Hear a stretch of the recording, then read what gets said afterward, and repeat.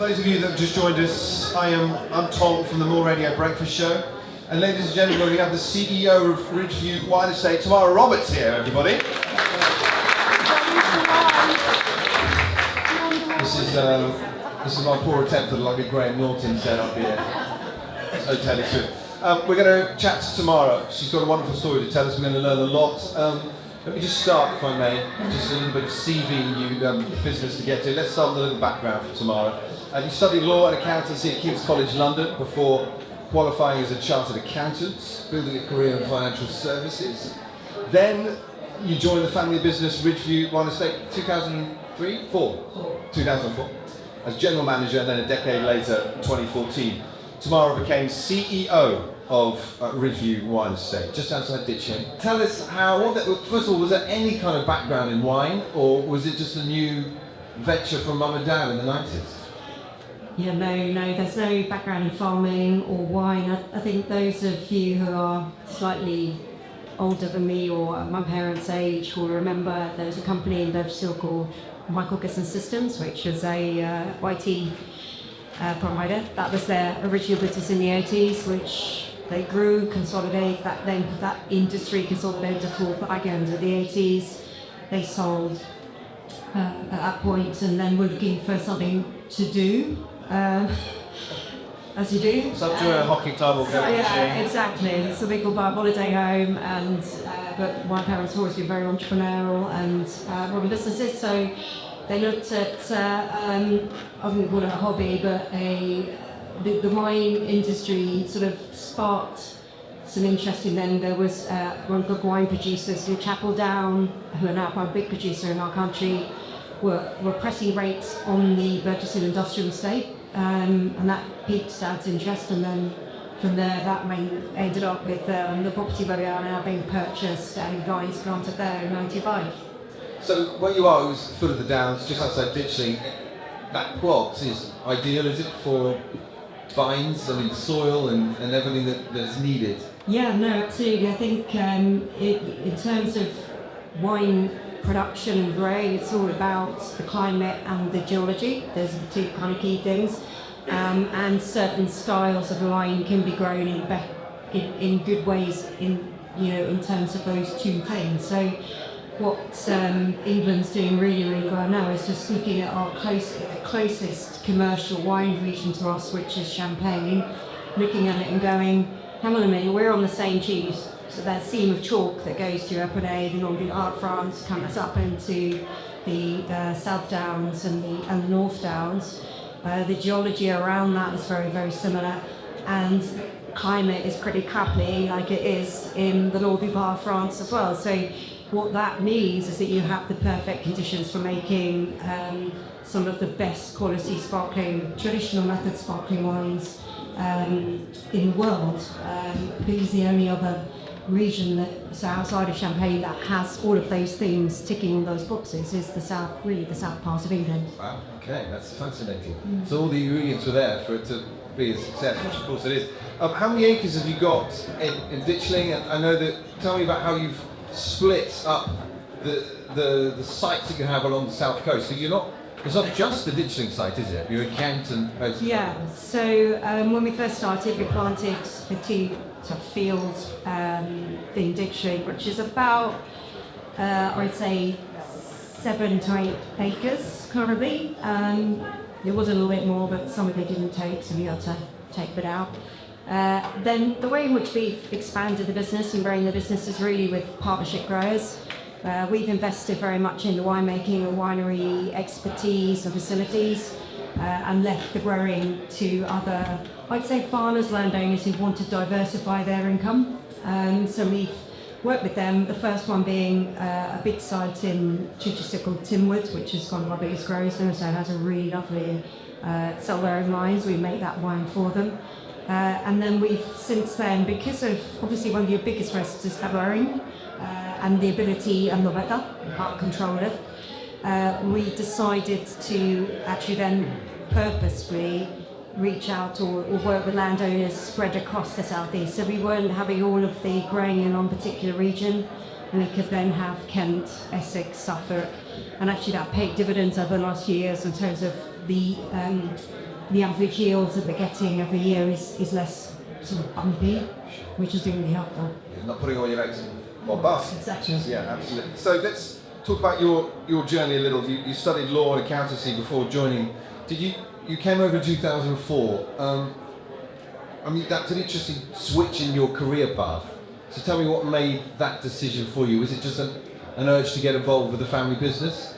Yeah, I mean, I think, the business only, you plant vines in 95, it takes 6 years to get a product on the shelf for traditional method sparkling. So you were talking, it was getting into the early 2000s before we even had proper product to put on the market. So we didn't really know the success of that product. You had no idea whether it would be well received, whether the quality would be quite where it needed to be. So really, it was only around that time where we all sat down as a family and thought, actually, we're onto something here. Because you found it so difficult, those first 5 years, putting all that work in and not knowing whether success was at the end of that journey. That's been really tricky for your parents. Yeah, and I think that's the true entrepreneurial side of it, isn't it? You forgot, we're happy to take the risk. It's an educated risk, not, there was a lot of work and that went in before making that decision in order to feel comfortable enough that the end product should be where it was. So when you joined, you left the career path you were on, did it feel like home straight away, or did it feel a little bit like you were stepping into the unknown for you? Look, I mean, it was home really, it was my mum and dad's house initially. Okay. With the business, so I was based in the office in the house. It was very different. I've been in a corporate world. I've worked in a few different really big sort of corporate at NatWest head office through to smaller ones, so a small company in the oil and gas industry, and Cookfield that I worked with for a while as well. So, all very established business. So basically going back into a startup, that's where you were, working hand to mouth, trying to, and you were all in as a family doing everything. There was no 9 to 5, it was no. whatever needed to be done. Whatever needs to be done was done.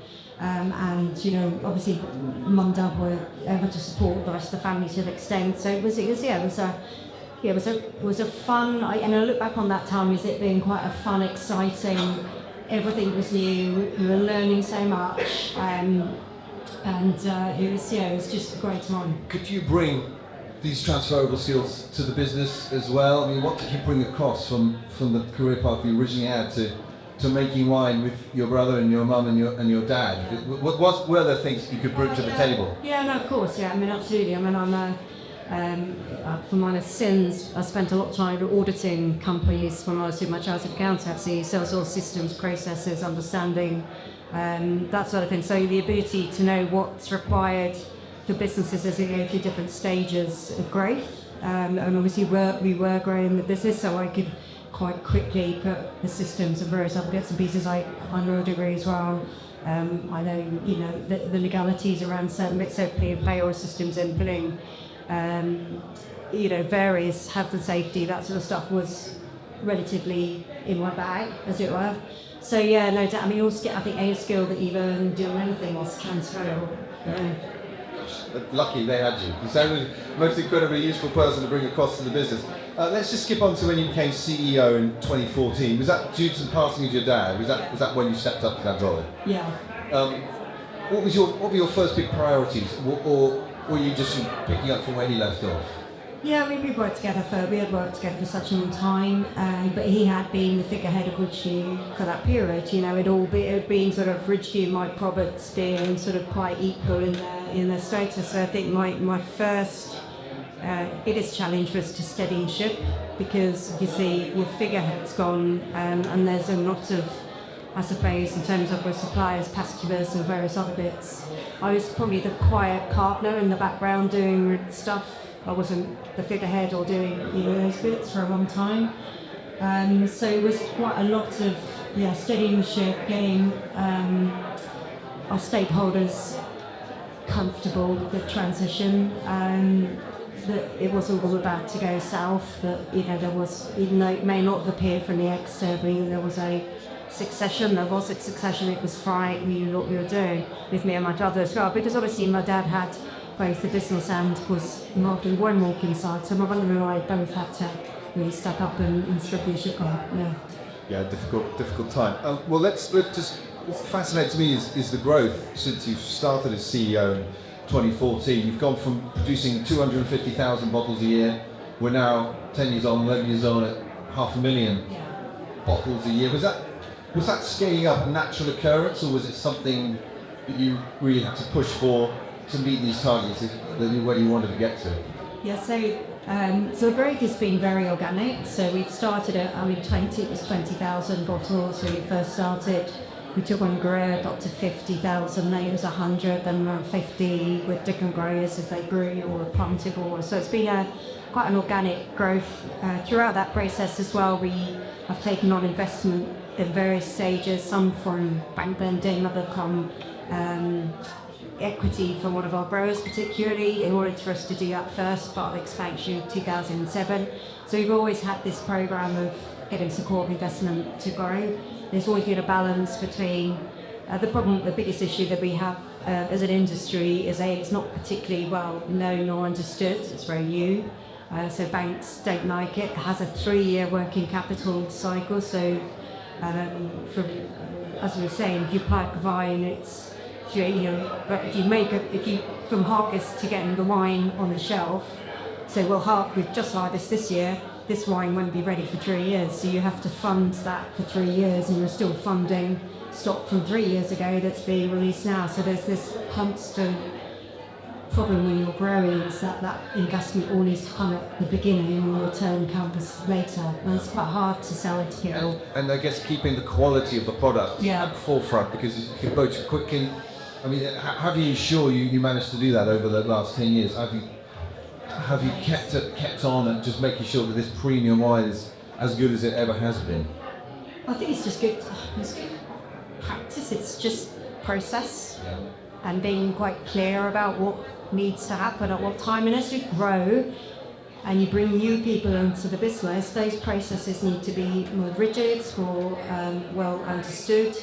You've got to look after your people, training their people, get the right people in to do the right thing, have the right equipment, look after that equipment, and be very clear about the process and what your expectations are. The QC throughout all the process being very rigid on that as well, and not being afraid sometimes, if you've had in the past, to go, that's not going out.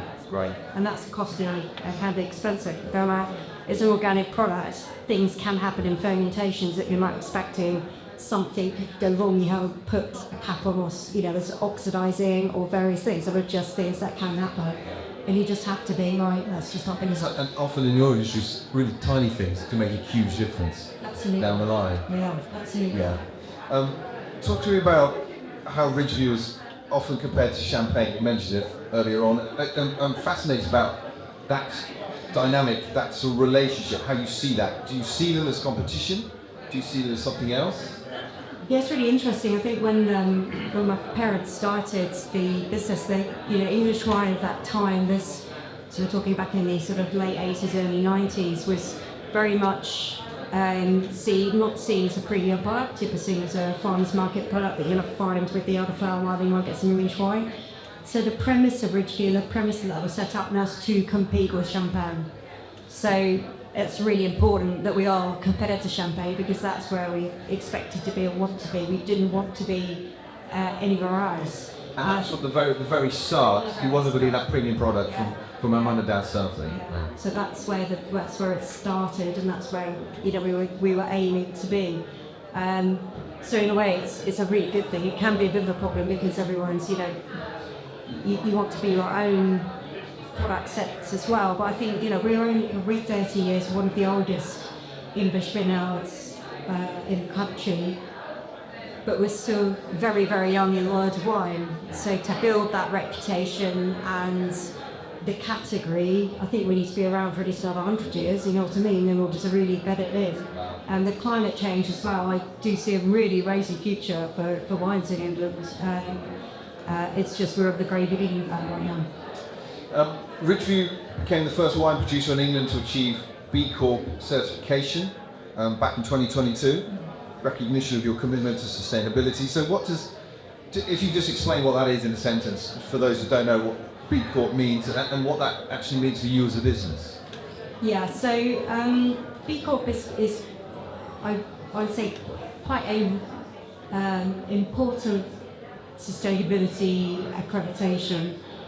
Important because it balances the three P's, so people, planet, and profit. And I think that third part of it is really important, it understands that businesses need to have a return, because some sustainability accreditations are all about the environment and at cost of everything else, and I think that's very difficult for a business to achieve that. You're constantly struggling if there isn't the mods that you've actually got to some point put profit back into the business in order to succeed. So and what it really does in simple terms is make sure that all the decision making in the business balances those three. So when you're thinking about a decision, what is the impact on my people, my place, and the profitability of the business, and they're all looked at equally rather than being what's the profit.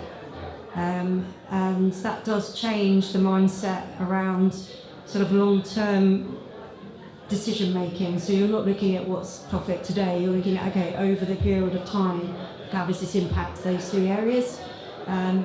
With an industry or a business such as ours, that's actually makes sense because you are very long term. So we can make decisions in those ways. I think sometimes maybe for other businesses it's not as easy, but for us it just and embedded the values that we already had in the business from our parents to my generation, my brother and I.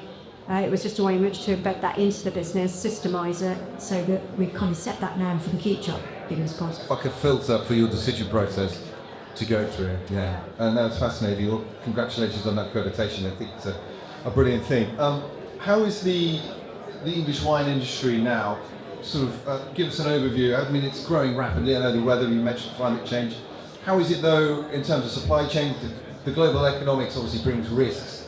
So where is the English wine industry, and where do you sit in that? How are things for you at Ridgeview? I'm not gonna lie, it's not easy. I know we're having probably, I would say it's a bit of a double-edged sword. We're having a very good trading year. We're up 20% on the previous year, but behind the scenes we've got problems with investors and various other things walking out with the beginning of the year, which we're just still managing. I was hoping that would have been managed by now, but it's going to penetrate to the end of the year.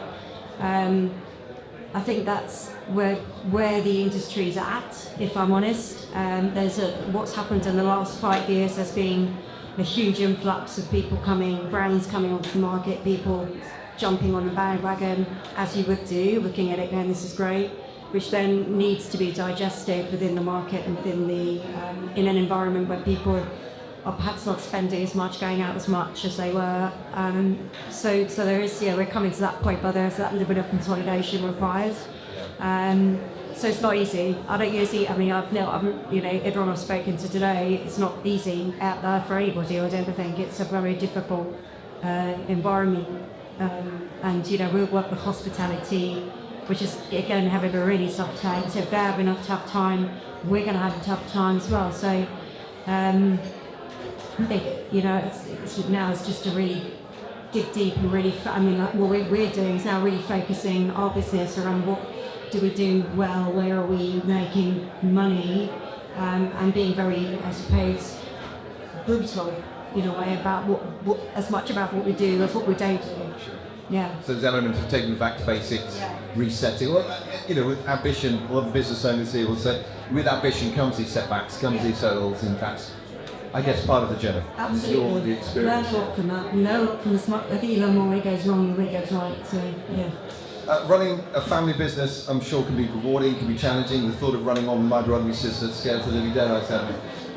What have you learnt about working closely with family? How is that dynamic for you? I know everyone's different, but your brother and yourself, that day-to-day dynamic, I'm quite intrigued as to How that You work? know what, it has huge benefits, but it does have setbacks as well. I think, you know, the benefits are is that you're all so engaged in what you're doing and you have each other's backs.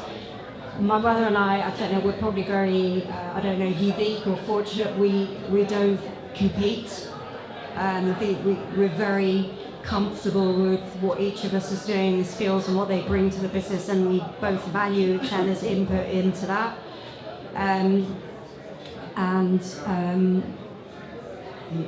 So I think that's been really helpful. So our relationship has always been in that way. Don't get me wrong, there will of course be, you're more likely to say that, to be a slightly more vocal with your siblings than you are with an employee, so that it can occasionally go over, but we're bringing that back. But I think one of the biggest things is when things in your family, or if you have family, illnesses, things going on in your personal life which involves your family, obviously you can't, there's no separation from that. So for example, when Dad died of our brother's skin, I'm in a hospital for probably time the last couple of years.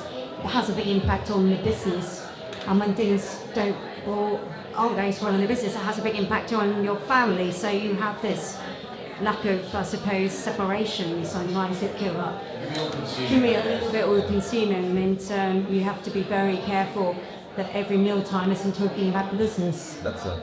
Yeah. Talking shop at home. Yeah. Yeah. As we draw to a close, Tamara, what's been your proudest moment as CEO so far, since you took on that role in 2014? Yeah, it's really difficult. That's a good question. I was thinking, what is my proudest moment? I think one of them, was the B Corp side of it. I was very proud of that. Not necessarily about the accreditation, but because I took the decision to do it during the pandemic, when everyone was just didn't really know where they were, what we were doing. It was just such a great way of bringing everyone in the business in to do something positive. So it was had the pandemic really a B Corp? I don't know, because the time it took to get there is actually quite significant. But I was really proud that we managed to do that in a time when it was very difficult to do much else. So I thought that was a really positive outcome from that for us as a business, the people and team. But alongside that, I think when in 2018 we won a really big competition with the International Wine Spirits Competition and won Producer of the Year globally, so not just in England but in the world. And that was a wine that my brother had made without my dad's influence, and the business had been around with that, and it was just the most amazing thing, I think, for both my brother and I to go, we've done this, without, I don't mean without Dad's influence was obviously a great gift, but it was really good to feel that was something we achieved. Yeah, we took that on. Yeah. That's brilliant. Just finally, so what do you hope Ridgeview's legacy will be, both for the family and for English wine as a whole? We want this to be here as long as possible moving forward.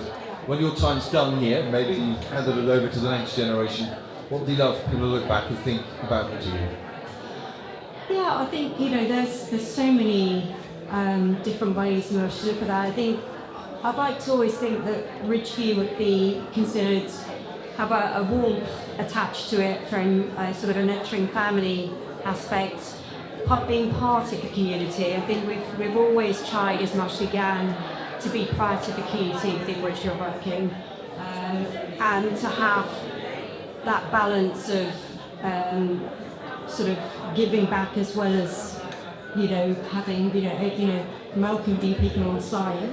So it's not one element of it. And from the family perspective, I think all of us as a family would just be really pleased that Ridgeview still was going in 10 years under whose stewardship we're not too concerned, but hopefully some of the values that we've ingrained into the business and which then eventually comes into the brand anyway, continues along in that way, because I think that we've created a really valuable brand. I think it would be nice to see that becoming global. Wow, that would be amazing, wouldn't it? But I think that may be 10 to 20 years time for me. Yeah. Well, it's a brand name we're all very proud of here at Sussex. You see it out, let's get chilling, that's down the road. I've always got a bottle of white in the fridge, I think. And apparently one of the best Sunday lunches in the county, I hear. When the restaurant table. Where the restaurant table. It's a beautiful spot. Thank you, Tamara. We've learned a lot today, and your experiences. We really appreciate being open and talking to us. CEO of Ridgeview Wine Estate, Tamara Roberts. Thank you.